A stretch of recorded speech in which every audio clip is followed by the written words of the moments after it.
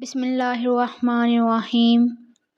وہب بن منبہت کے بھائی کہتے ہیں کہ میں نے حضرت ابو ہریرہ رضی اللہ عنہ کو کہتے ہوئے سنا کہ رسول اللہ صلی اللہ علیہ وآلہ وسلم کے صحابہ میں عبداللہ بن عمرو رضی اللہ عنہ کے علاوہ مجھ سے زیادہ کوئی حدیث بیان کرنے والا نہیں تھا، مگر وہ لکھ لیا کرتے تھے اور میں لکھتا نہیں تھا۔ صحیح بخاری حدیث نمبر 113۔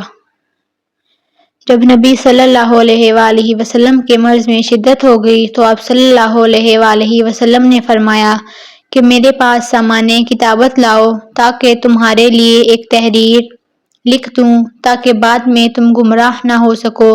اس پر حضرت عمر رضی اللہ عنہ نے لوگوں سے کہا کہ اس وقت آپ صلی اللہ علیہ وآلہ وسلم پر تکلیف کا غلبہ ہے اور ہمارے پاس اللہ کی کتاب قرآن موجود ہے جو ہمیں ہدایت کے لیے کافی ہے۔ اس پر لوگوں کی رائے مختلف ہو گئی اور شور و گل زیادہ ہونے لگا۔ آپ صلی اللہ علیہ وآلہ وسلم نے فرمایا، میرے پاس سے اٹھ کھڑے ہو،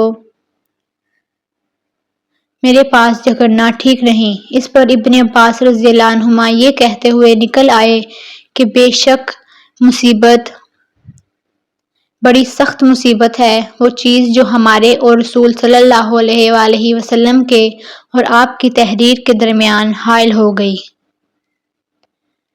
صحیح بخاری حدیث نمبر 114۔ ایک رات نبی کریم صلی اللہ علیہ وآلہ وسلم نے بیدار ہوتے ہی فرمایا کہ سبحان اللہ، آج کی رات کس قدر فتنے اتارے گئے ہیں اور کتنے ہی خزانے بھی کھولے گئے ہیں۔ ان حجرہ والیوں کو جگاؤ کیونکہ بہت سی عورتیں جو دنیا میں باریک کپڑا پہننے والی ہیں وہ آخرت میں ننگی ہوں گی۔ صحیح بخاری حدیث نمبر 115۔